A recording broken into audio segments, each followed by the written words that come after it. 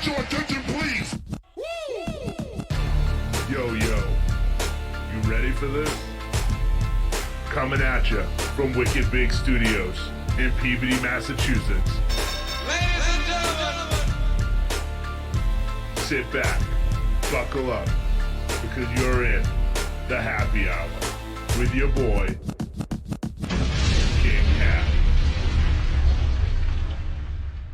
What's up, ladies and gentlemen? Welcome back to the happy hour. It's been a long week, and I'm happy to be back here in the Wicked Big Studios in West Peabody, Massachusetts. Wanted to throw out a couple of quick housekeeping notes first, just so everybody knows we are expecting a shipment this week from Celt Rock Designs. All the new happy hour swag that people have been asking about will be in the house, and you can go ahead, you can hit up Big D. He'll make sure he gets that out to you right away. We'll make sure we post some pictures on the happy hour for Instagram. Anybody, any questions, make sure you just shoot a quick DM. They'll take care of you. One other thing I wanted to touch on is that coming up Wednesday night, we got the Lenny Melnick Fantasy Network live. Ladies and gentlemen, it's been awesome, and we're setting records here in the chat room. So, you know, if you want the link to the VIP chat room, it'll always be on Facebook. It'll always be in my bio for on Instagram. So make sure you get yourself over there. We're looking forward to having you guys. I mean, it's been awesome. So I want to take a minute to thank everybody for coming out and setting records in the chat room. So what I wanted to do is today, actually, what we're going to have a real fun show for you today. I actually had a friend of mine clear some time in his very busy schedule. So what I wanted to do today is I wanted to bring you the CEO of Top Game Management, also Brazilian Jiu-Jitsu black belt, MMA coach, and the 2010 Fighter of the Year from the Boston Herald, my main man, Tyson Chartier. Welcome to the happy hour, Tyson. What's going on, man? Thanks for having me on. Definitely. It's awesome to have you here. And I know that, one of the things I had to start this off with is I had a question for you. And one of the things I wonder most about all your work in the fight business here, because in my opinion, you're one of the busiest men in the fight business. So my question to you is, when the hell do you find time to sleep, brother? When do you do this? Well, I'm fortunate enough where I'm a night owl. So I'm on, I have 3 kids, a 4.5, 2.5, and a 10-month-old. So I'm on night duty. You know, we put them to bed around 6 or 7, and then I'm on duty till like 3 a.m. So I'll usually go to bed around like 1 or 2, and then my wife gets up with them in the morning, and then, I'm up at like 8 a.m. So I don't necessarily sleep as much as I should, but we make it work while the kids are still young, you know? Absolutely. And it's, it must be crazy because I know that you spent a lot of time on the road, especially with these, with the last fight. Any of you that don't know, Tyson's a manager and MMA coach for, multiple UFC fighters. And also some of my favorite local fighters as well. So it's really good to have you. But he's one of the top coaches. Right now, basically the New England Cartel has taken over some of the lightweight divisions, and we even got a really exciting heavyweight in there. It's really going good, and I'll tell you, all the guys back here, myself, Big John, Big D, all of us here are always rooting for you, and we don't miss a fight. But for anybody that doesn't know, the number 6 ranked featherweight in the world, Calvin Kattar. You also deal with the number 10 ranked bantamweight in the world, and Rob Font, one of my favorite fighters to watch. And just recently you just got back from Abu Dhabi, and I know that was a strenuous trip. Do me a favor, tell me, how exactly did the Abu Dhabi trip break down with all the travel and the quarantine and all that? I think if I added it up, I think I was on a plane, like actual fly time, not like, loading and unloading and all that, but actual fly time on plane. Between flying to Vegas and then flying to Abu Dhabi and then flying back to Vegas and flying home. I think it was like 43 hours because I was actually in the air. We flew out on the 5th to Vegas. We quarantined for about 36 hours. Then we got tested on Sunday morning and flew out Monday night to Abu Dhabi on a private charter. It was like a big 777 plane, and fighters got to sit in first class, all the coaches and all that. We sat in the economy. But I had 4 seats to myself. So I was able to lay down and sleep, and it was really cool. And then once we got there, we quarantined in the hotel for the first 48 hours. So you check into your room and you just stay in your room for 2 days. They deliver food, and then 24 hours into it, they call you, get the third test. Because right when you land, you get a test as well. And then 24 hours later, they call you down, you get another COVID test, and then you go back to your room. And then I think it was the 48 hours, so it was like 3 a.m. on Thursday morning. So about a week before our fight, they called us and said, "Hey, you cleared quarantine, you can leave." So at 3 a.m., we all ran outside and we were all excited to go. And yeah, and then we just had I think 3 more tests. I think we had 6 tests total. And then bring us up to the fight was the following Wednesday. We had a few days to adjust to the time and all the heat and humidity. And then it was time to fly back and get back into your normal life. Yeah, and after all that flying and all that time in hotel rooms, must have been tough to adjust back into regular life. One of the things that must have helped you though was the performance that your fighter Calvin Kattar put on. Calvin, who's a favorite of a lot of the Happy Hour Social Club members, and I mean he put on quite a performance against a real tough and game opponent as well. I mean that was a hell of a fight and a great performance, you must say. I mean his gas tank looked tremendous in that fight. I mean you must have been really pleased with that outcome. Yeah, I was happy. We have a saying on our team. We're a small team, the England Cartel, and I'd be the head coach of that, and we get some good fighters. And we have a saying. It's just like try to learn off your wins. You're trying to climb this mountain, and at the top being not just the world title but defending it. And so we're on that journey up, and he said the only way to get there is you got to learn off your wins. And I think this fight. So obviously, you always say you win or you learn. And, you lose, you're going to learn a lesson, you're going to come back stronger. But, if you can figure out a way to learn those same lessons when you win, then I think that's what separates champions from guys that just make the top 5. And I think this was a really good fight, 5 rounds on 1 month notice against a really tough kid, the hottest kid in the division of 6 wins in a row. We went away, we got 5 rounds of fight time. Like I said, on a month notice, we got to make some adjustments in the fight. We dealt with some adversity with some minor injury. And, we won the championship rounds, which is the 4th and the 5th rounds. Those are always good to, show everybody that we're a true headliner and that we are a top 5 title contender. So, but from a coach standpoint, coming out of that fight, I think there's a lot of things that we can take away to get better. There's a lot of things that we, I don't want to say necessarily did wrong, but we didn't do as good as we could have. So we got to start executing a little bit better. And, and that's my job as a coach is to be super critical, not let these guys get too ahead of themselves and not, kind of rest on their laurels. We have a lot of learning to do off that win. We have 25 minutes of footage to break down. And that's not just break down on the fighter, but that's just the whole team, how we executed, things we could have done differently as coaches in between rounds or during the fight. And then obviously things that Calvin could have done better during the fight that, that way our next crack hopefully is at a top 5. And, we can't make those same mistakes.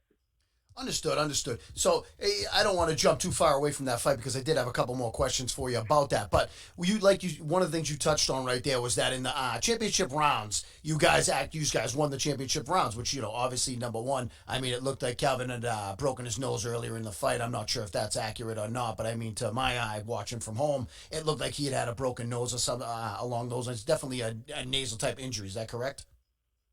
Yeah, he had broken it on May 9th in the Derby Stevens fight, and it didn't require surgery or anything, and they just said rest it, 4 to 6 weeks, and then June 15th is when we got the offer for the next fight. So we knew that our nose would be cleared, but we just did 0 contact during camp. We had a wrestling headgear that had a face mask on it, and that's what we practiced with during the 3.5 weeks that we had to train. And so during the fight, he got hit in the second round. His nose started bleeding, but it didn't actually break again. It was still healing from the last one. Some trauma there. So it wasn't a big thing. I think it meant more to probably the commentators than it really did to us. Yeah, and it didn't seem to bother him much because, like you said, it happened in the second round. From that point forward, it seemed like, I don't know, the old seeing his own blood got him going, and I mean, he put on a hell of a performance. Now, when we say he won the, when we say that he won the championship rounds, this is, I mean, all main events are 5-round fights, right? I mean, that's normally the case. One that wasn't, and one of the most frustrating fights that I've ever watched personally, and I know that I can speak for Big John Johnston as well. I mean, one of the most frustrating fights I can remember is when Calvin fought Zabit. And, that was a 3-round main event. And I felt like as Zabit faded, Calvin started to pick it up, and I felt like he had Zabit running at that point. I mean, you must have been kind of frustrated, and in my opinion, and I'm sure in your opinion as well, which I'd like to get, you think if that went 5, that was coming home a W, correct? Yeah, I think being critical is we should have won the 3-round fight. I think we waited too long to put our foot on the gas pedal. But, who's to say that Zabit wasn't going to fight differently if it was a 5-round fight? He might have paced himself more. Maybe he went for more takedowns. Who knows? But, the reality was it was originally supposed to be a 3-round fight. That's the contract we signed. Yep. And then the main event got canceled, so they moved us to the main event. And his team decided that, hey, we weren't preparing for a 5-round fight. We'll be the main event, but we're not changing. And that's their prerogative. I guess they have that option. We let the UFC know that, hey, we're comfortable going 5 if that's the case. And it's like, no, it's already locked in as a 3-rounder. So, I think it was a learning experience for Calvin that, you're not always going to get those extra rounds. You kind of, have to put the foot on the gas pedal a little bit earlier. And I think watching the Ige fight, I think that just added more fuel to that fire because they saw how big Calvin came on in the 4th and the 5th round. So they were like, okay, he definitely would have killed Zabit. But, it's good banter for us. But at the end of the day, we did get the loss. We didn't get the second paycheck. And he's ahead of us in the rankings. So at this point, all we can do is just keep winning and hope for a rematch at some point in 5 rounds. Absolutely. I truthfully don't know that they're going to be jumping in a rematch of that fight. I could just, in my opinion, it seemed like it wasn't a good matchup for Zabit because he was hitting him with some good shots and Calvin was, he was kept coming forward. It was an excellent fight either way. But in the end, he came up on the short end of the stick. But, he's that's not normal for the New England Cartel. And I'll tell you what, he right off the bat, right after that, and here's another question I had for you, big man. How did you guys stay ready after that? You guys you go ahead and you take on one of the most dangerous men in the division, in my opinion. Heavy hitter, always has been, always will be. But Jeremy Stephens is your next opponent, and COVID hits. So now you got a training camp going on. You stay ready. How exactly, as a coach, did you go ahead and stay ready for that fight? And how did you keep them? How did you keep the team motivated? Which they're extremely motivated. You can tell regardless. But how did you keep?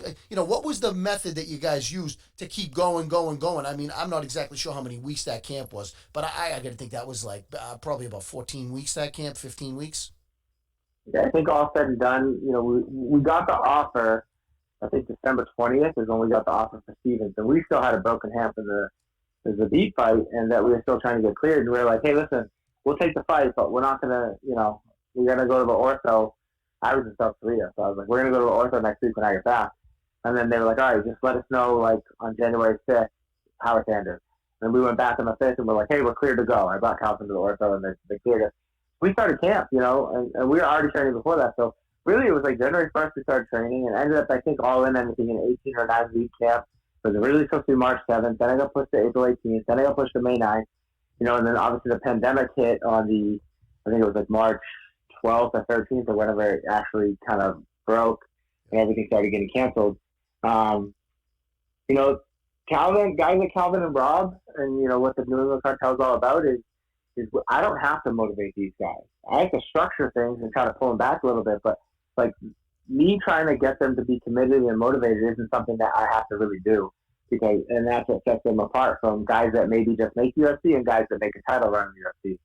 I always have the saying, I can't want it more than the fighter does, and I don't have that problem with those two. There's some other fighters that have to bug them to get in the gym and start training and stuff, and those are the fighters you kind of want to shy away from, but Rob and Calvin don't have that problem, especially, Calvin coming into this, he was all in, the fight was scheduled, he was going, he, got moved from March 7th to April 18th, and that was kind of a blessing because we were really nursing a sore hand. And then, April 18th, it was like, to them, every show was canceled, but our fight was still on. And then it was like, maybe for a few weeks, and every day there was these rumors about where it was going to be. We thought we were going to fight on an aircraft carrier or some private island or whatever. Then it was California, and then all of a sudden it's canceled. You're not going to be able to fight at least until June or whatever. And then 2 days later, it's May 9th. And when they canceled the Lemoore, California one that touched Palace, I called Calvin, I told him the news, and he just got off the phone with Brett Okamoto like 30 minutes prior, and then all of a sudden there's a Brett Okamoto video talking to Dana about how the fight's canceled. So it was really weird how it happened. I just told him, hey, it's off. He didn't really believe me. He's like, oh, what the frig? And then he's like, all right. He's like, let's just keep training. So that was a Thursday night. The next morning, he was at my house lifting weights and doing conditioning. So I didn't have to motivate him, and we just kept training. And then the following Monday, we got the call and said, hey, it's May 9th. So he had one day over Easter where he kind of ate with his family, but we never stopped camp. And as far as like training through a pandemic, I feel like this pandemic has really been a blessing for us. And I think some of the bigger camps are starting to realize that maybe this is the way to go. They get these, 40, 50 fighters in the room with all these coaches trying to, they're kind of spread too thin and they're always on the road. How much are you really around to your fighters? And, now everybody's kind of had to put these little groups together and really just buckle down and train like, 1 or 2 fighters. And I think there's value in that. And I think that's what we've been doing all along. And now these other camps, they're forced to do it. And they're like, hey, this is kind of nice. And so we're pretty much built for the pandemic and built for quarantine. We have very few coaches on the staff, and we only bring in a couple training partners per camp based on what we need to get done. And we do a lot of drilling, and then we spar with the right people. Yep, and I mean, plus, having 2 fighters, 2 UFC, basically right now, UFC veterans, you'd have to call them with their amount of fights. But, I mean, two young up-and-coming fighters that are actually so close in weight must be beneficial as they can do a lot of workouts together, things along this line. So, like you said, the cartel is pretty much built for this pandemic and, in training in this method. I mean, that's actually a pretty awesome way of putting it. And now I'm thinking to myself, what else is to come? You know what I mean? This is actually, you may go ahead and employ some of these training methods even when this is over. I mean, is that something you might think about? We really didn't do anything different. This is how we already trained. So, like, we might go to, we might go down to Lausanne's on a Saturday to spar, but we're really still only sparring with, I pick all the partners that we spar with. Yep. So, we leverage, they have more bodies there. And it's great. The energy in the room is awesome. But at the end of the day, Calvin was training with the same people after the pandemic broke that he was before. It was just, probably 3 or 4 training partners and then a few coaches.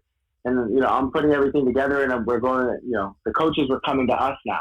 Instead of us having to drive to Maine to wrestle and drive down to Lausanne to spar and drive, to all these different places, all the coaches were coming to us on our time schedule because no one else had anything to do. So it was really, we got really spoiled in that aspect. But at the end of the day, those coaches really saw value in it too. And now we went into that next camp when there was looser restrictions with the pandemic, and those coaches still made themselves available. Yeah, that's it. And that in that way, like you said, you were actually kind of spoiled as you had the pick of the litter with training partners, etc. That is pretty awesome.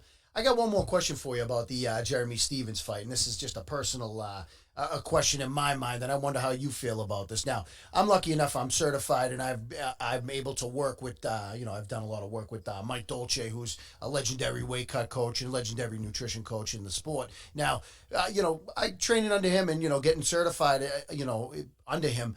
One of the things I see a lot is fighters that miss weight, and sometimes it's a good thing, and sometimes it's a bad thing. And now I'm wondering, when Stephens missed weight, I'm wondering if you guys thought he quit the weight cut to go ahead and give himself a little bit of an unfair advantage where you guys still had to make those last couple tough pounds of a cut, or if you think that it was a bad thing for him where he actually had to stop cutting weight because he couldn't make it. I mean, like I said, there's 2 very different ends of the spectrum on weight cut, and with him missing weight, going into the fight, I was wondering if you guys thought he was coming in on either end of the spectrum. Did you put any thought into that?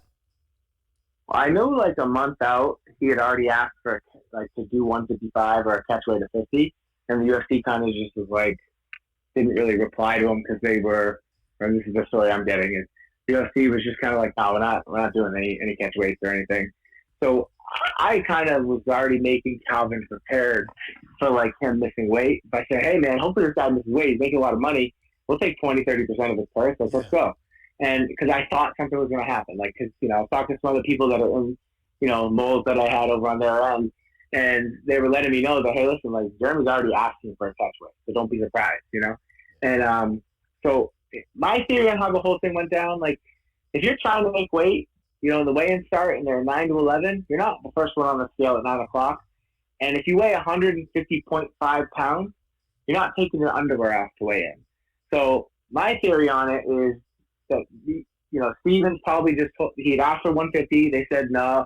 And then he probably just told them, hey, listen, I'm coming in at 150. I won't be over 151. Don't worry about it. I'll give him my money, whatever. But this is all I'm doing. The pandemic's been tough, Yeah. And that's the only reason you can explain that he's taking off his underwear. to weigh in to make sure he's under 151 because he weighed in at 150.5. And then the way his manager, like, he has a weird practice where they make you at sometimes when it's egregious like this, like if it's just standard, they're like, all right, you're getting 20%, do you still want to fight? You say yes. But when it's this egregious, they ask you, do you want to fight? And I'm like, well, obviously we want to fight. We've just been training in 19 weeks for this fight. We need to get paid.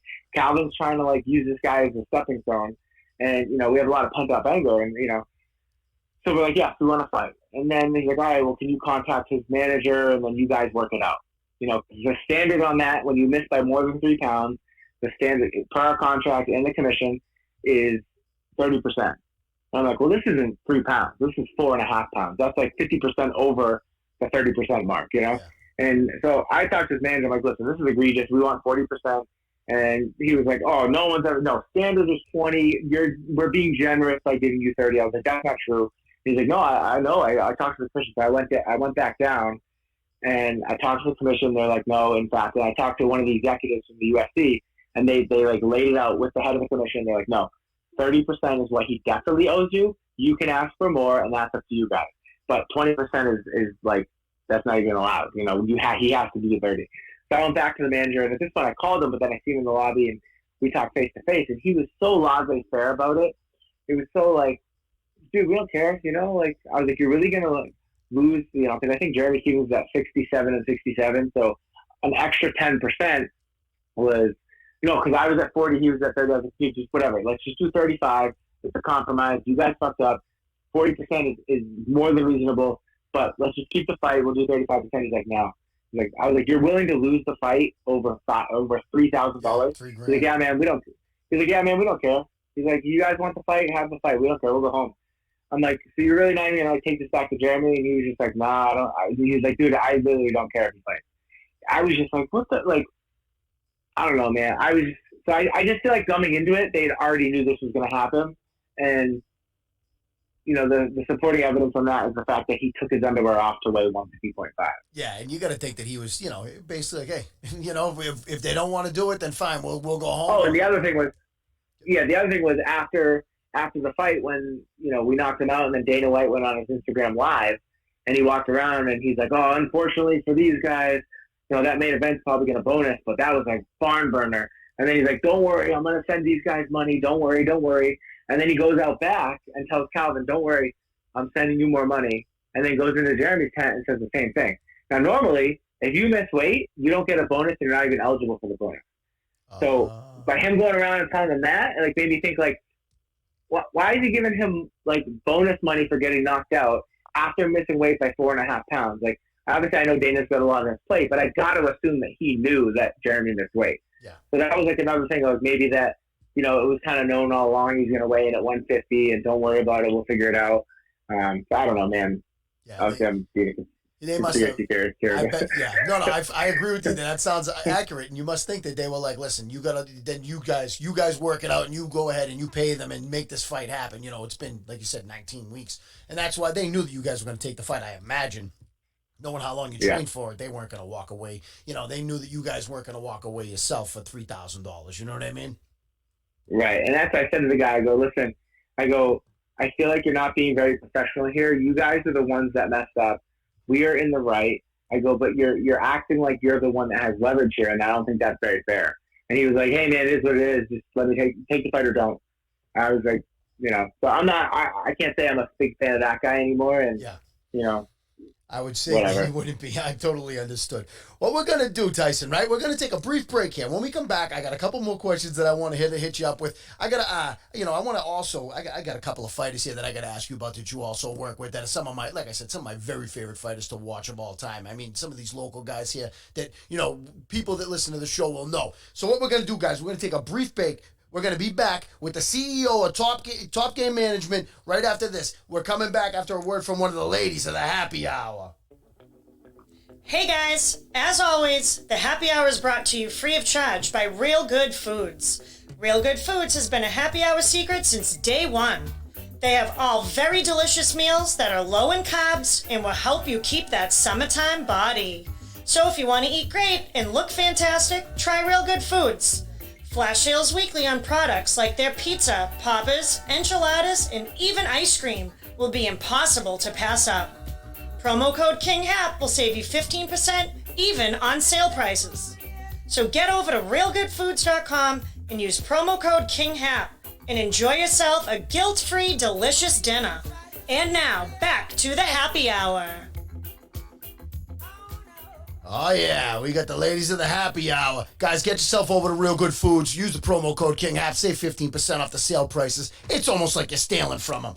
We're back here, and we're back with the 2010 Fighter of the Year named by the Boston Herald. And I'm wondering, Tyson, you know, what can you give us any examples of something you might have taken from your fight career? Because, I mean, you do have yourself 4 professional wins, you know, in your back pocket. Is there anything you took from your days as a fighter over to your career now as a manager and coach? I mean, you must have took a couple of little tricks along the way. It seems like, you know, you kind of had a nice slide right into, management and coaching. Is that correct? Yeah, I think it was an invaluable experience. I think overall I had 15 fights, and I probably had another like 7 or 8 fights that got canceled like a week out. So I went through a lot of fight camps. I got to see like the things that were good for me as an athlete from a coaching and management. I was in myself, so I never had to deal with that, but I saw my friends as managers and things they were frustrated about. And I saw what my coaches did that I liked and what my coaches did that I didn't like. And then as I was fighting, I started coaching some of my teammates, and then ultimately getting them fights because I was getting myself fights, and that's how I got into management.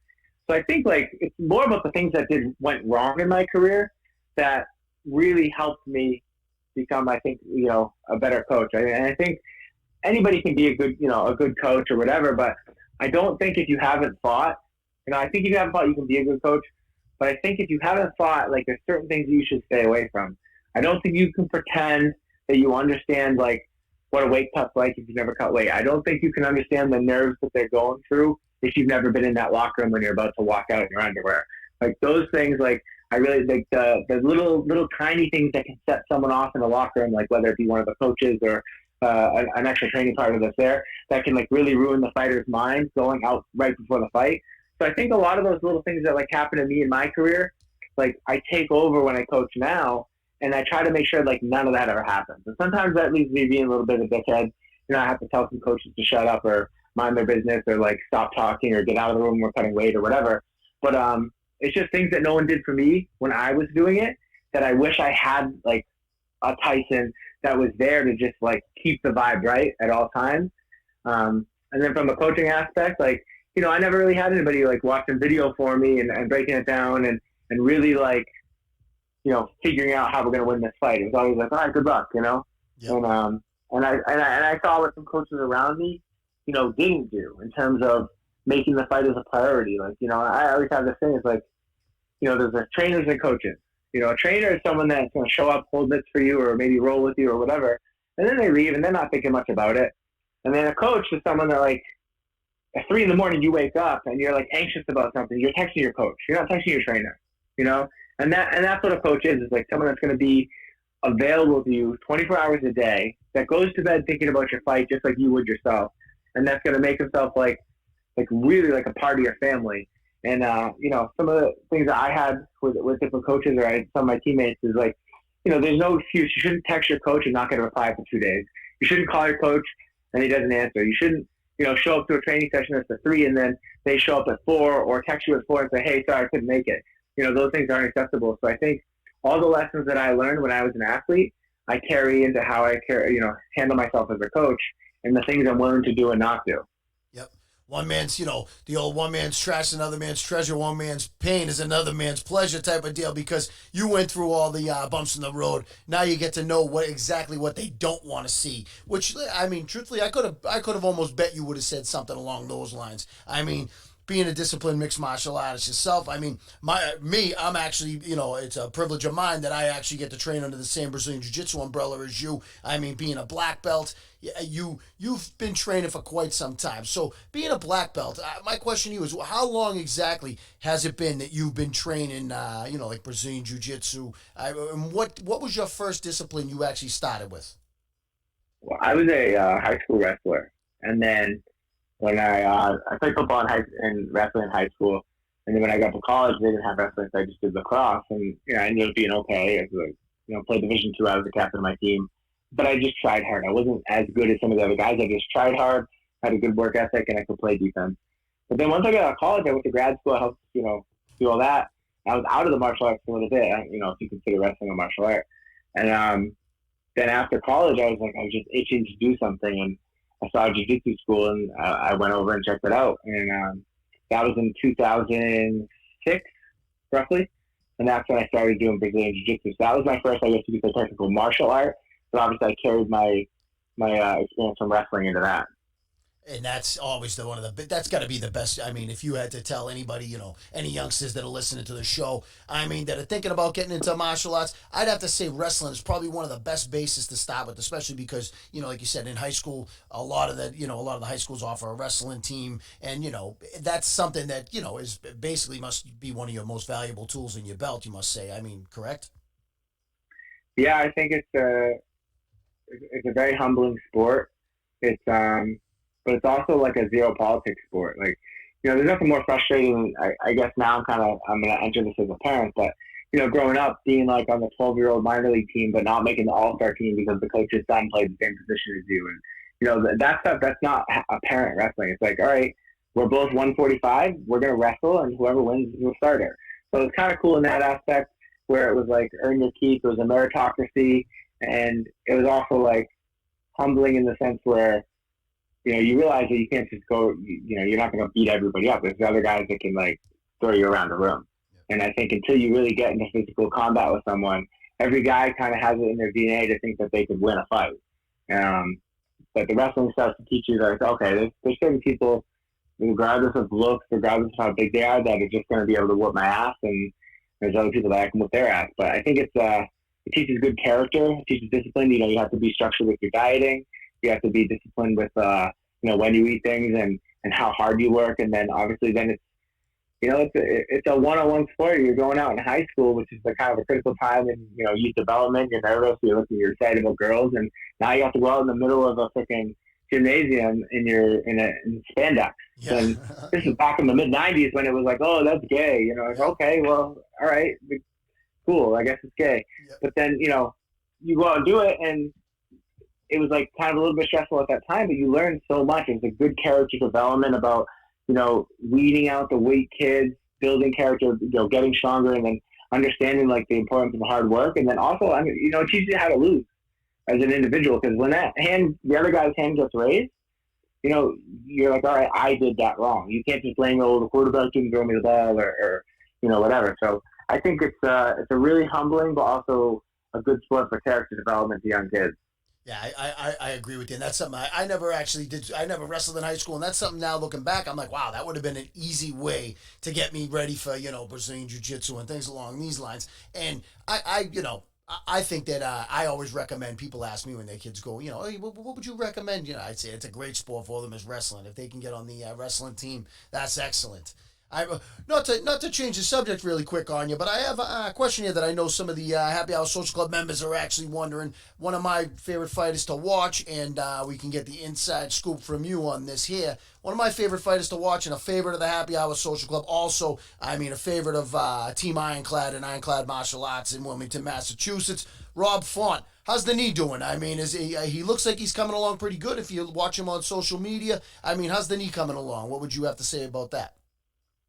It's real good. You met with the surgeon probably like about a month ago, and he was really happy with the progress. And then he met with the head physical therapist at the UFC Performance Institute when we were out in Abu Dhabi. She was there, and Heather took a look at it, and she's really happy with where it is.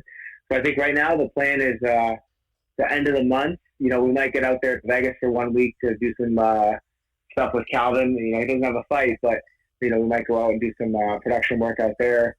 And the plan would be for me and Rob to also go out. Rob get looked at by the PI and get that like 100%. Okay, you're good to go into camp. Then come back, meet with the surgeon one last time to get the sign off, and then that would mean in September we're ready to give us a fight. We're in camp for 2 months, and so September and October, do an 8-week camp and fight sometime in November. Yep. I mean, there's some really good. I mean, if you looked, I'm not sure if you when the last time you took a peek though. He's slated at number 10 right now, but there are some great fights right above him that I mean everybody would love to see, especially you, I'm sure. But I mean, all the way up the division. If as long as he's moving up, these fights are going to be tremendous. I mean. One fight I noticed here, even number 11, Dominic Cruz. I mean, all the way up from number 11 to number 1, I see good matchups for Rob, and I feel like you guys must think that too, that like things are looking really good for him. I mean, you must feel that same way, correct? Yeah, I think if before the Ricky Simone fight, I think a lot of people would be like, "Oh, Rob can't wrestle because they watched the Assunção fight." And obviously, I don't think that you could take much from the Munoz fight because it was just he had his foot on the gas pedal, took it off for a second, and got clipped. So it wasn't not much to take away from that fight. But if you look at the Assunção fight, I think a lot of people are going to say, "Oh, Rob can't wrestle, he can't defend a takedown, he can't compete with the elite guys," But then fast forward, he gets that Ricky Simone fight, and that was probably on paper. Everybody's thinking like this is the worst matchup for Rob. It's a pressure wrestler who's really gritty, he's got good experience, and a really heavy top game and good intensity and good cardio. And Rob just like walked through him. Rob fought that kid for 8 minutes with the torn ACL and meniscus issues.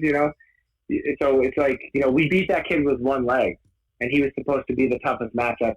That was a guy who called us out a year prior that had just got done grappling probably the best wrestler in the division of Montel Jackson. So he just got done smashing a good wrestler, and then he calls out Rob Font, supposedly on paper, the boxer, and then he got out wrestled in that fight. So I think that's going to make a lot of people realize, like there's, like you said, in the guys above us, there's not a lot of bad matchups. There's a lot of great fights. Yeah. The next couple of months, a lot of those guys are fighting, and we'll see how things start to shape out. I'd love to slap Cody Stamen in the mouth. I know, he was booked to fight us once, pulled out with some weird injury, and then, a few days later is talking about how, oh, no, I was actually cleared to fight, and then the whole Lineker debacle happened, and, we didn't actually even get to fight for the better part of 2019 because he pulled out on us. So, I just think it's a good fight just because we wanted that fight last summer. It didn't happen. It caused us a lot of annoyance. And then, that kid hasn't won a fight. Somehow he just leapfrogged us in the rankings, but he has not won a fight at 135 since, I think, March of 2019. So it's been over, roughly a year and a half since he even won a fight at 135. He keeps doing all these fights at 145. I mean, you can't win a fight at 145 against another 35er and then say that you should be leapfrogging, Yeah. And obviously he's just coming off a loss. So who knows what'll, really happen there. I don't know how he's ranked. He just loses and somehow he's ranked above us. But it is what it is, man. Yeah. These How do you freaking fight? rankings are crazy. How do you fight at a different weight and then move up the rankings at a different weight class? Like I said, it's the rankings are something that friend of the Happy Hour Social Club and former guest on the show, John Fitch, always says that that the rankings are just something that are just crazy for the UFC because it's I don't know. You've seen Iaquinta fight for the title, ranked number 6, I believe. All the way down the line, Dominic Cruz unranked fighting for the title. It's you see some crazy things happen. Dan Henderson fought Michael Bisping for the title. He was ranked number 9. And it's, when we're going to get to, like, the number 1 contender gets the fight, I don't know. But in the end, it is what it is. There's a lot of exciting matchups. All the way up to the title for Rob Font. And all very, very winnable fights. You must like your chances with him against anybody, correct? All the way up that ladder. You must be excited to see him climb this. Is that correct? Yeah, we're excited. There's a lot of good fights in front of us. Like Aldo's a legend. Pedro Munoz, we love that one back, but he's going to fight against Edgar soon. Corey Sandhagen coming off a tough loss against Sterling. He'd be, kind of an exciting fight. And it looks like Cody Garbrandt might be going down. So, who knows? Like, we'll see what's in front of us. Like, I think, Rob got to fight backwards that last fight. So I think this time we should get a turn to fight up, and we'll see who's available. I'd love to see him take on Aldo as a legend, and see a local guy and a guy who is very excited to see him fight a legend like that. I'd love to see that fight. Obviously Aldo's he's an animal and he's a tough fight for anybody, but a win over Jose Aldo would be a huge feather in Rob's cap. You must feel that way, right? Yeah, I think he's last year he's got to see kind of Calvin dropping these legends, the Lamas and the Stevens, and then obviously you just went against the scariest prospect, and then you got, went in there with the big bad boogeyman as the beat, and came out thinking like, wow, I'm better than that kid. So I think Rob, the last year he's got to see Rob Calvin fight a couple times, and I think it's just motivating him to realize like, wow, like I'm that guy too. So all these legends, like, he does interviews now. He throws out those names like the Edgars, the Aldos, and, the Cruzes. Whereas 2-3 years ago, you were kind of like, dang, man, those guys are so freaking good. Yeah. And now you're like, oh, well, so are we. Yep. And though these guys are scary now, these guys aren't so scary. I got a little something for them. I love that. And you know what? I love that about the New England Cartel. What we're going to do, we're going to take one more quick brief break here. We're going to be right back with Tyson Chartier, guys. We got a lot more to come. I got a big question I need to ask him about a good friend of mine, my brother, Big John. I know that Tyson's worked with him a lot. So, guys, coming back after the break, I got a quick question for him. Kind of funny about Big John. But do me a favor, guys. Listen to this quick word from our sponsor and another one of the ladies of the happy hour.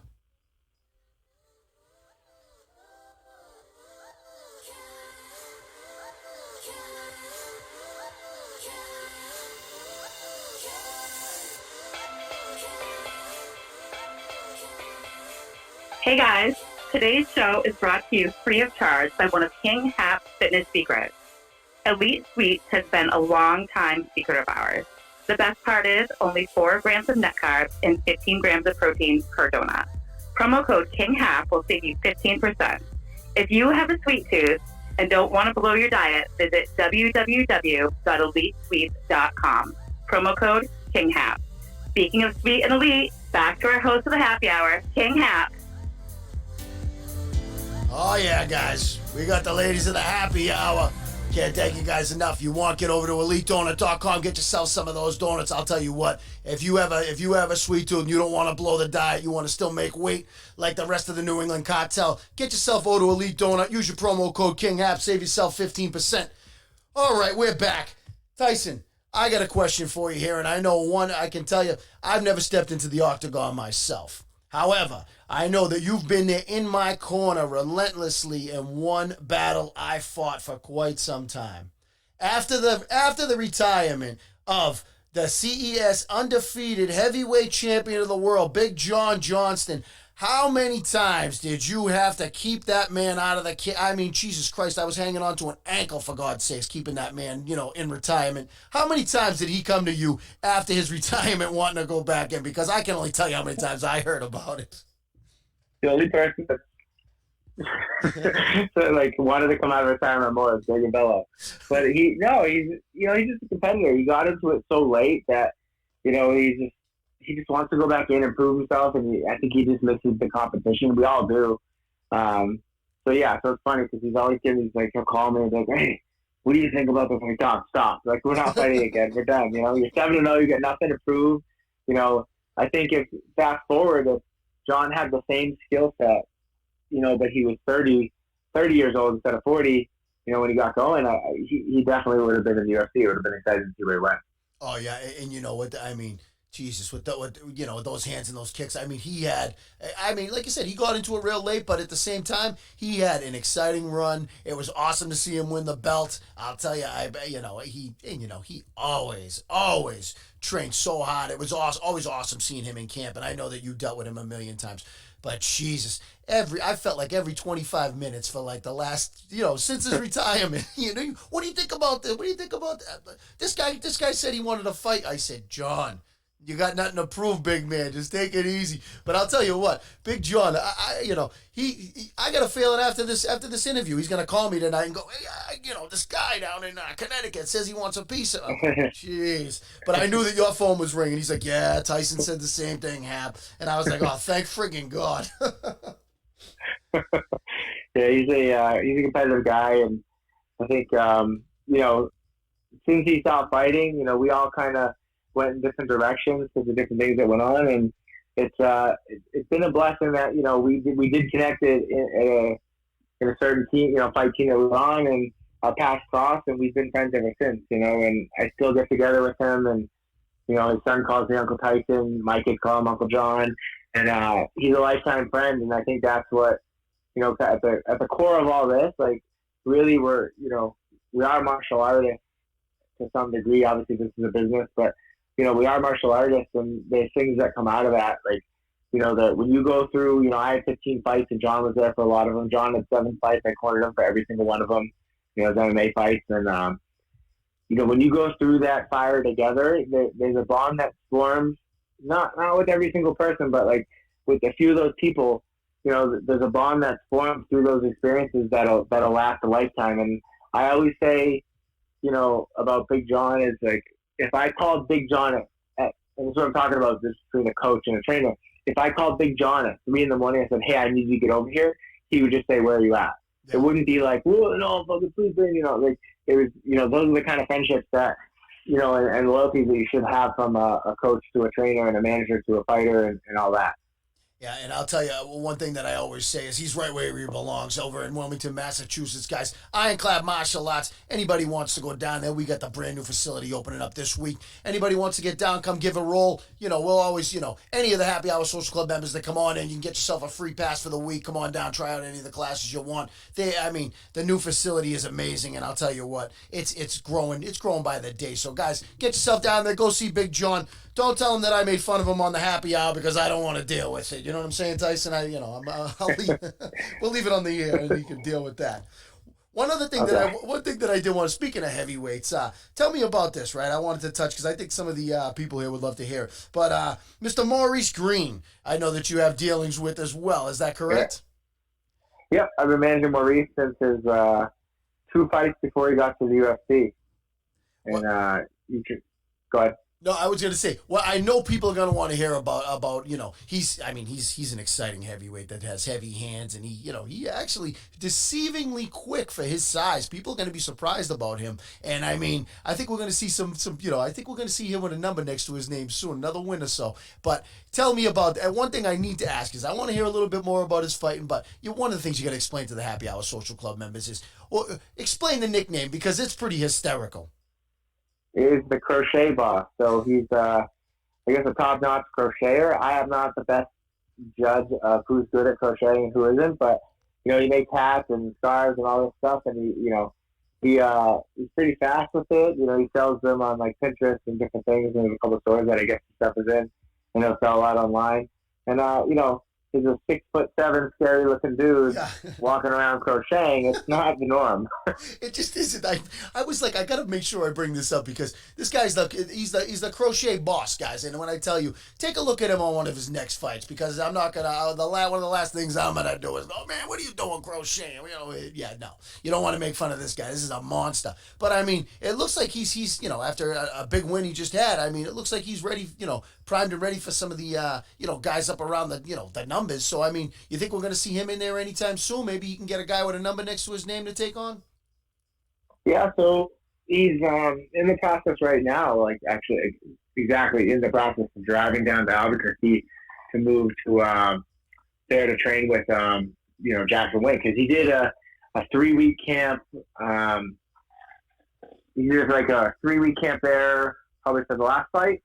He didn't have the whole time to do it. And, it was just like real quick because he was at another gym and then we took the fight and whatever it is didn't work out there. So he went to Jackson's. Michael John had always been a big fan of his, and they had a good relationship. So we sent him down there. He did like a 3-week camp. Those guys came out and cornered him. Greg Jackson and Michael John, and then they want to get their hands on him. They're like, Tyson, we could do so much with this kid. Like, just give us like a full camp, like, and you saw it like in that last fight. You see how he's moving around in the first round and. Using that oblique kick like that all the Jackson's guys do, and some of their call signs. He was doing like he looked a little bit of a different fighter in that first round, and that's with only 3 weeks of working with that team. So I'm really excited to see what he can do working because he never trained with other heavyweights for the most part. His last 2 camps, the Factory X, he was training with some 85ers. Yeah. So now he's he's actually working with like Juan Adams and some other big dudes. Like that, UFC level heavyweights, and he'll get there training with John Jones and stuff like that. But for him to now get kind of put in that fire with other big guys and then get coached around it is only going to build his confidence. Yeah, definitely. And he looked really promising. Like you said, his movement in the first round in that fight, it got me. And like I said, I follow all the top game guys anyways, but just from being friendly with you and Big John, we talk about all the fights anyways, but I was watching him going, wow, this guy, I bet he had a couple of tough losses, fighting jiu-jitsu guys, things like this, but I was like, wow, his movement is different right now. And then he did at the end say he had a couple of weeks down in Albuquerque, and it's nice that he's going there. And I'll tell you what, I see some pretty big things coming for him, and I'm excited to see him get some of the guys, a little further up the ladder. I mean, ahead of his name, hopefully. But yeah, I mean, you never know what the future brings with the UFC. But if he gets down to Albuquerque, has a full camp down there, I think we could see really good things. I'm excited for that one, as I'm sure you are as well. Yeah, his only loss in the UFC were Sergey Pavlovich, who's number 14 right now, and Alexei Oleinik, who's number 10. And Alexei Oleinik just beat, I think he's the main event coming up this week? He is, right? Actually, yep. Yeah, so who's coming off a win against Fabricio Verdum. So, like, you look at losing to two guys like that, there's no shame in that. And then if you really go and watch the Alexei Oleinik fight, I think it's a fight that everybody thinks that he should have won. He went into that fight and, he just made some mental mistakes, clinched a little bit more than he should have. And he called me right after the fight, and he's just like, Tyson, I know I messed up. And I go, Maurice, this is a fight that you're going to go back and watch, and it's going to frustrate you for a long time because it's a fight that you gave away. Yeah. And not gave away because he didn't try. He tried freaking show to heart. But he got stuck in some really bad positions from Alexei that other people have tapped in, and he didn't tap. And he just didn't fight the smartest, and me and him have had that conversation. So think about that. He goes out and beats Alexei Oleinik, and then Alexei Oleinik turns around and beats Fabricio Verdum. Like, these are some of the best heavyweights in the world, and he's competitive with them. And no pun intended with his last name being Green, but he's still so green. Yep. So I think the sky's the limit with him. Me and Greg, Greg Jackson and Mike Winklejohn, we have a text conversation that we talked to about Maurice. It's like, you can't teach 6'7". No. You can't. You can't teach that. Nope. The reach you can't teach, and like you said, if he's moving like he is in round one of his last fight, and he's fighting Oleinik, I think he wins the fight. That's my opinion. One thing I put out there to the Happy Hour Social Club members, I'm biased as hell. You know what I mean? It is what it is. But the truth is his movement and everything was a lot different in his last fight, and we'll see. Like I said, we'll see where it goes with him. But I personally, I'm a fan, and I'll tell you, there's a couple of other people that you've done work with, and so one of my very, very favorite mixed martial artists. I mean, Rico DeSciullo is one of my most favorite martial artists to watch, and you must think he's an exciting fighter as well, correct? Yeah, he's all go. He's just super excited. He hits like a truck, and I took him. I've been with Rico since first amateur fight was back in 2009. I got him a fight before I ever got Rob Font a fight. And then he was actually my roommate for a couple of years before I moved up to New Hampshire. And, we've had a good journey together. We fought all around the country. Even for an amateur, we fought in Florida and Oklahoma. And then he had the contender series a couple of summers ago. And, he's got a second kid now. And, it looks like he's looking to get back active again, with the pandemic. Right before the pandemic hit, he was like, all right, I'm getting into training and, start looking at fights. And then the pandemic hit, so things have kind of been on pause. Yep. But I know he's been working out with Rob Font a little bit. And, I'm excited to I'd love to see him back in there. I would love to see him back in there soon. He's got, such natural talent. I would say that he's just so naturally gifted that, it's just scary to think, how good he could be. Absolutely. And, like you said, someone who hits that hard at that weight is, it's like you said, he hits like a truck, and being in the lower weight classes and hitting as hard as he does, I think he could be another one that could, really surprise people. And I think his time's now. So if he's I'd love to see him get back active soon. Hopefully he is. What I'm going to do, Tyson, right? We've taken now, guys. When I tell you Tyson is one of the busiest men in the fight business, and we've snuck a lot of his time out. We're going to take one last brief break. I got to get a pick from him for this weekend, and we're gonna go ahead. We'll have last call with Tyson, and guys, we'll also let you know if you want to find him where you can find him. Stick around, guys. What we're going to do is we're going to take one last brief break here. We're going to hear from our sponsor, Liquid IV.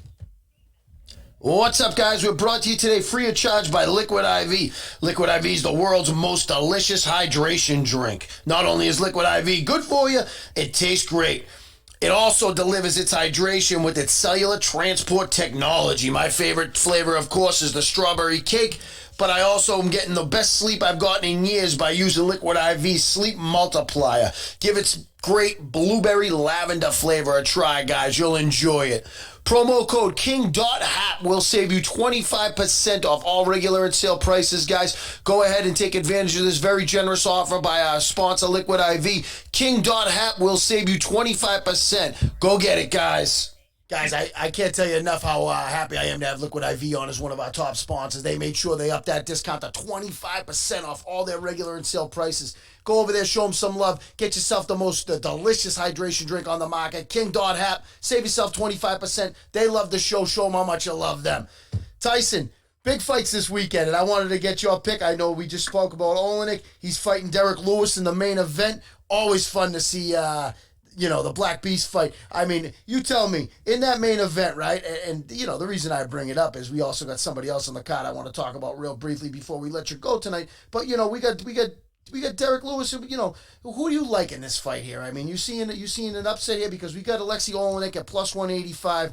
The Black Beast is at minus 225. Give us your pick. Who you like in this one?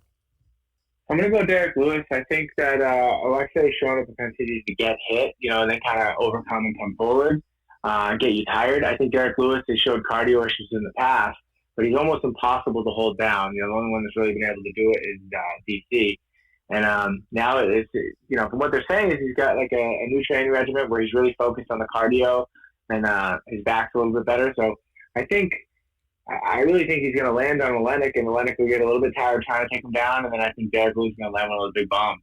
Yeah, I could see that happening. That sounds like a great breakdown because I'll tell you what, that man hits like a friggin' truck. I mean, we've seen him come. I mean, he has probably the greatest comeback in, UFC heavyweight history, in my opinion. Maybe Czech Congo against Pat Barry. I don't know. But if not, he has the best one at the buzzer with that knockout where he was down on all the scorecards. Black Beast, I mean, minus 225. Don't sound like a bad bet. Not laying too much money. So, on the card, we also have another fight I wanted to touch on real quick before we set you free back to your top game management. Tell me, we got Peter Barrett and his UFC fight here. We got a plus 275. What are you thinking of this fight? It's a good fight. Yusuf is a tough young kid from Morocco. He's got decent jiu-jitsu, but he's got a primarily a kickboxing background, but he tends to wrestle a lot in his fights. And a lot of people don't know, but Pete was a decent high school wrestler, and he's still a wrestling coach. So he's got the wrestling in his back pocket, but Pete wants to go. He wants to get in your face. He wants to throw bombs. He just wants to have a violent fight. And I think Yusuf is kind of a prettier fighter. He likes to kind of be able to dictate the pace, control the tempo, kind of pick you apart and wrestle on his terms. And I think Pete's pressure and Pete's just like, unpredictability and his aggression, I think is going to force Yusuf to panic wrestle a little bit. And I think Pete will be able to take advantage of that. Pete hits hard. He's a southpaw. He's, super aggressive and he's really resilient. You saw in that last fight, he got stuck in a real bad position in the first round, overcame it, and he came back, won the second and the third. So I think Pete, it's just been awesome to see him finally make this walk. And, I've been with Pete for over 5 years. I've cornered him for most of his fights except for the last two when, some things changed up with the gyms. Yep. And me and him are still real close. And, I talked to him twice on the phone today. And, we had this plan, back in late 2014, we started planning for this, to get to the UFC and make that walk. And, it's kind of heartbreaking for me that he's going to make that walk in the empty arena at the UFC Apex. When in reality, if this fight was out in Vegas in the T-Mobile Arena, he'd probably have 200 people in the stands wearing a Slippery Pete shirt, yep, going bonkers, and he'd have that walk that no one could take away from him. And he'll still get a version of it. It won't be the same as he probably dreamt of and that we dreamt of back in 2014. But I'm just excited. I just posted on my Instagram, like, we've been at this for a while, like we had this as a plan, and it didn't exactly work out 100% how we thought it was. There were some turns and some different paths that we had to go down, but everything worked out, and he's here, and now he has that opportunity. You know, everybody, they just want that one shot. And I think, you know, he's earned it. And I'm excited to see him go out. It's a very winnable fight, and Yusuf's a tough kid, but, you know, I think people are counting Pete out a little bit too early on this one. I think the odds should be a little bit different.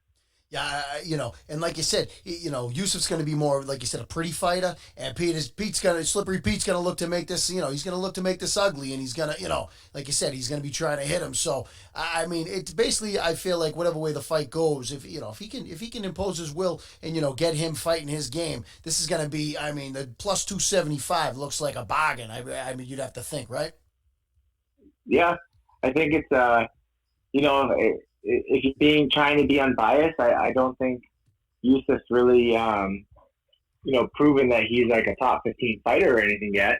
Yep. I think, you know, he's got some good wins. He kind of came in on short notice against some guys, but, you know, he hasn't really beat anybody good. He beat, you know, Jordan Griffin in a fight that I think maybe you could say he lost. It was pretty close. There was just a couple of scrambles in the wrestling. And then, you know, the same thing, the other guy he fought, Lingo, it wasn't like a dominant, like he's just out there killing people. So if he keeps the fight on the feet with Pete, you know, Pete damages you on the feet. And then if he tries to wrestle, Pete's good for wrestling. So I think it's just, I think it's a good test for Yusuf to go against someone like Pete. But I also think this is a good fight for Pete to show the world that, like, listen, I'm not worthy of being a 3-1 underdog. Yep. And, you know, I'm better than this kid. 350 is the biggest, that's the biggest favorite on the card. And like you said, what has Yusuf done to really make himself that way? I don't know. Me personally, I'm going to put a couple dollars on Slippery Pete, and I'm going to be rooting for him. I know you will as well. I mean, it's you know, I want to, you know, wish him the best of luck, and obviously everybody that's in your stable, I wish the best of luck. One last question I have for you before we hit last call. Do tell me this. This weekend that just passed, we had the Shabazian versus Brunson fight, right, Tyson? You being a cornerman, do you feel as though that fight should have been stopped in the second round? Now, I've been going crazy on my shows, and we've been talking a lot about, you know, quick stoppages, slow stoppages. I wasn't a big fan of the Anthony Smith non-stoppage. I don't know if you remember that fight against Glover Teixeira a couple weeks back, but I was kind of, we brought Big John on to talk about that. But it turns out, I guess Anthony Smith said basically, if you stop the fight, I'm a fire. You know, anybody who stops the fight, this is, my time or whatever. But I mean, what did you think about the non-stoppage at the end of the second round there? He looked like he might have been in dreamland. I don't know. What were your thoughts on that? Yeah, I think he definitely looked like there was like a second where he like got hit, the buzz went off, and then he lifted his hands up almost like he's out, but then he popped right back up. So it's like, all right, well, he took a big shot, but then he popped right back up. But then, you know, and then from Herb Dean's defense, like, he doesn't know Edmund that well, so he doesn't know what Edmund looks like when he's tired. I don't think anybody knows what Edmund looks like when he's tired because he's such a beast. Yep. So this is the first time that anybody's seen Edmund, you know, like that when he's fatigued. So it's like, okay, was he rocked or is he just tired and this is how he looks when he deals with some adversity? You know, because being 11-0, I don't think anybody really knows what he looks like when he gets beat up. True. So I think there's a little bit of that going on. And then I think, obviously, you know, Herb's probably got a little bit of a hangover from the incident in Abu Dhabi with Dan Hardy, you know, so he's a little bit gun-shy. It was almost a little confusing. Like, for a second, I thought he called the fight off, but then he, like, didn't. So I thought the fight was over at the end of the second, like for like a split second, and then all of a sudden he's like, no, you're good. And then I just think it was weird. I don't understand. There was no cut. There was no nut shot. It wasn't like there was a finger out or something like that. So you let the whole minute lapse, and then you bring the doctor in to let him recover. Well, I don't know. At that point, you just have to say, like, if he's so bad that he can't get off the stool without seeing the doctor, the fight should be over. I truthfully, Tyson, here's something that I'm going to say to you about a little conspiracy. I think that UFC did a couple of these little, you know, tricks of the trade here during this fight card because of all the fights that fell off. You know, one gentleman passed out right before it was time to fight. But there was a lot of stoppages for groin shots, and only 1 point was deducted the whole night. You know, there was a lot of stoppages for groin shots. And then, like you said, this year they give him a whole minute, then they bring in the doctor. So I felt like they might have been trying to stretch out the telecast a little bit due to the fact that, you know, they didn't have the fight card that they were supposed to, and they lost so many fights. Do you think that might hold any ground there, or do you think I'm just crazy here? Maybe I've had too much of Clearwater Distillery's Lorenz here as we do the show. You tell me. I think, you know, I don't know, man. I could see them taking more. I don't necessarily see them really doing that, but I could see them pushing more time between fights. Yep. You know, which is, you know, just that happens with every local promotion too, so they can sell more booze, right? Yep. You know, I think it was a weird night where, you know, a fight fell out right before with Mearshart, and then during it, right when the kid was about to walk out, that happened. You know, he turned out, passed out. So I think that, you know, they were trying to fight still some time, but I don't really think that spilled over into the fight. Well, I would get weird, and this is obviously me just, I don't know any inside info on this, but, like, sometimes I see the referees wearing an earpiece. Like, who's talking to him? You know, like, why does he need an earpiece? If the officials are sitting cage side, they can just yell to him, like, you know, like, what, you know, is there someone in his ear? And this is, like I said, I don't know anything about this. You know, you can probably ask Kevin McDonald about it, but is someone telling him in the earpiece when to stop, when to break him up, when to stand him up, all that stuff? Or, and if so, who is it? Yeah. You know? Yeah. Who makes that? So I was wondering, why do they have an earpiece on? Like, who do they need to talk to? Because the only thing that they should be concerned about is the two people that are fighting. And then if they have a question, they should go over to the timekeeper or the judge or the guy locking the gate or whatever. And if those people really need to get a hold of him, they can yell to him, you know? Yeah, especially with no fans in there. I mean, they can hear if they say, you know, whatever, you know, stop the fight or something. I know that that was a whole nother controversy we won't touch on. But, well, I mean, one of the other things that I wonder about that is, you know, like you said about the earpiece and, you know, it's a lot of weird things happening right now in the UFC. And I think that a lot of it is just them trying to get this down, you know, due to the fact that there's so many changes, the smaller, you know, and I think maybe that's just a security measure. One thing that I always suggested is that in between rounds, you know, on some of these things that they, you know, they say that if they have to use instant replay, then the fight's automatically over. I think that if there's, you know, instant replay, maybe like they make a signal or something, that in between rounds they got a minute to look at the instant replay to go ahead and, you know, maybe deduct a point, something like that. You know, do you think that that's something that'll ever come to UFC? Just in your opinion, as a fan. I don't necessarily know if it, like, 'cause the flow of the fight, like unlike other sports, like being in shape is a huge variability in this sport. So some people make a whole career off just being in better shape than other fighters. You know, they might not be the most tactical person, but that's a factor of the fight. So I think if you introduce anything that's going to slow down the pace of the fight, it would actually effectively change the sport. So I don't necessarily know that a lot of people would buy into that. Yeah. But I do think what you could start to see down the road as technology gets better is, like, things getting overturned. You know, like maybe, like, you know, it's a slippery slope, but you're going to start maybe seeing decisions get overturned when they, you know, this guy tapped or didn't tap, and then they're using that when they go to appeal. Yep. And then also, like, you know, it'll be interesting to see if judges' decisions start to get overturned. Yeah. Because you're starting to see a lot of, like, really weird decisions in fights. Now, can you take that video and go to the commission and have, like, an arbitrator or an independent mediator or whatever watch the fight and then say that, yeah, this was a robbery, or I don't know. Or let's say you're fighting and you do a nut shot and you get a point taken away, and now you lose the fight instead of it being a draw or something, or, you know? Yep. Can you go and contest that? Can you go and contest it?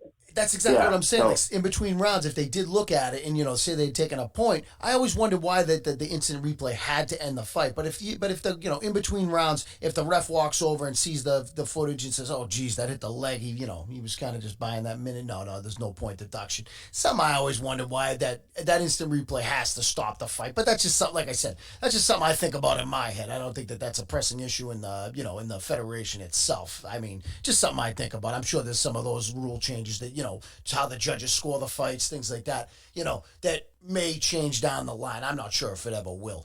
I mean, you must have some of those things you think about in your head, correct? I think the easiest fix right now, because no one's going to overhaul the whole scoring system, because I think right now you have rankings based on the scoring systems. You have everybody fighting a certain way based on the scoring system. So effectively, like, if you change the whole scoring system and overhaul it, it could be considered almost a different sport. Now, obviously, if someone came up with something really slick, then maybe it wouldn't, you know? Yep. But I think the low-hanging fruit is just add 2 more judges per fight. You know, like, have 5 judges. So now the margin of error is, you know, is less. So now instead of having, you know, you need to have 2 judges make a mistake. Now 3 need to make a mistake. Yeah, and maybe You know, maybe monitors for the judges too. I think because there's a lot of stuff we see and then we see, oh, what the hell are they thinking? But you got to remember, these judges only got one view coming from the corner of the ring. You know what I'm saying? If they had monitors in front of them, they had maybe a little extra peek at the replays, things like that. I think then that would be another one that could improve it. That's just another opinion because when you're sitting at cage side, I've been lucky enough to sit right up front a bunch of times, and I'll tell you, you don't see some of the stuff that's going on the other side of the cage, especially with some of these really big bodies in there, correct? Yeah, no, I agree. It's but I think if you started using monitors for the judges, I think it could. It's like then now what camera angle do they want? Like you said, like if you sit on this side of the cage, yep, and then something's happening over there, it might look like the guy with the back to is winning. But if you're on the other side of the cage, it might look like the other guy's winning. So if you start having monitors, now it's going to play into like, okay, well, we got a biased camera angle this whole fight. It made it look like trash, but from our point of view, we were winning the fight. So that could be. It's never going to end. You're going to question everything. Absolutely. I think just having more judges, I just think is the easiest fix. How much is because they have backup judges anyway. Just bring in a couple more judges, and let's have 5 every fight. And then I think they're already starting to kind of stick around a little bit with remote judging. Having someone watch on the monitor with no sound, and then just pick who wins. Yeah. Remotely. So I think the crowd wouldn't necessarily influence you as much. But then again, you're watching a monitor, so who knows? Exactly. Then you're right back to that. It's like you said, it's a thankless job, and it's never gonna.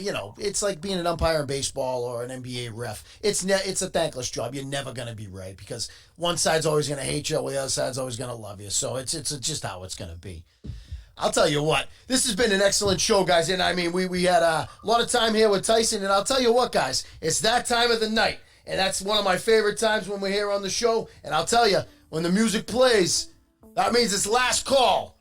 Last call is brought to you by Clearwater Distillery, ladies and gentlemen. You can get the most delicious beverages you want when you buy Clearwater Distillery's. Right now, we have Josephine coming this month, ladies and gentlemen. Get yourself over to Clearwater Distillery. Promo code KingHap will save you 10% on anything over 100. Remember, guys, get yourself some Lorenz right now. It is delicious. I have a box coming right now. Matt, the CEO, will be on the show in a couple of weeks. We'll be able to talk all about the launch of Josephine. It's the official top shelf alcohol of the Happy Hour Social Club. Tyson, I can't thank you enough for being on the show. Do me a favor. It's last call. Tell the people, where can they find you if they want to go ahead and give you a follow? I think the best place is Instagram. It's Tyson_Chartier. Keep an update of what's going on with all the fighters and share a lot of the pertinent top game management information and the England Cartel stuff. So yeah, on Instagram, Tyson_Chartier. Absolutely, guys. And if you any of the the mixed martial artists that are listening, if you need representation, you would be lucky to have somebody who works as hard as Tyson. Am I right, Tyson? That's the plan, man. Work so hard that they can't leave you. Absolutely. Guys, one thing I just want to do here, it's last call. I wanted to tell everybody, thank you so much for being here. I mean, Tyson's been nice enough to, take some of the time out of his busy schedule, so make sure you go ahead and give him some love on Instagram. Make sure you get over to the Happy Hour Social Club on Facebook, guys. We got all the discounts there, all the sponsors giving you guys some free stuff. This pandemic is still real. When I tell you guys, we just had another baseball series canceled today because 14 officials for the St. Louis Cardinals have COVID. When I tell you guys, be careful. Wash your hands, you dirty bastards. I'll tell you what, guys, it's been an excellent show. For Tyson, it's your boy Hap. I'll tell you what, for everybody else in the Happy Hour Social Club, I can't thank you guys enough for being here. And as always, let's get out of here. Let's get ourselves some Abyss version 1. Yeah. Abyss. AbyssHipHop.com. Happy Hour. It's the Happy Hour. It's a short shot. Best spot. Getting on your sports talk. Yeah. Stats at the buzzer. Whatever sport, no Hap. Got you covered. It's the Happy Hour. Here to highlights. He's in the game while the others on them sidelines. It's as buzz as it gets. Hap's a pro, but he covers it best. It's nothing but net. Hear the cheers from the stands. And when we need a ticket, we call that a Joe the Ticket Man. Yeah. Walking to arenas with an entourage. Don't let us catch you whipping our seats again. Cause you're dealing with some sports fans. What do we gotta do? Draw it out like a floor plan? Man, never question the roster. Strength is essential from these hand-picked monsters. So, don't sleep, take a no-dose. He's got the word on the street from chokeholds to Pro Bowls. So, where you going for your sports talk right here? Got it on lock, so snap your door, stop. Happy hour. Dealing with some sports fans. Happy hour.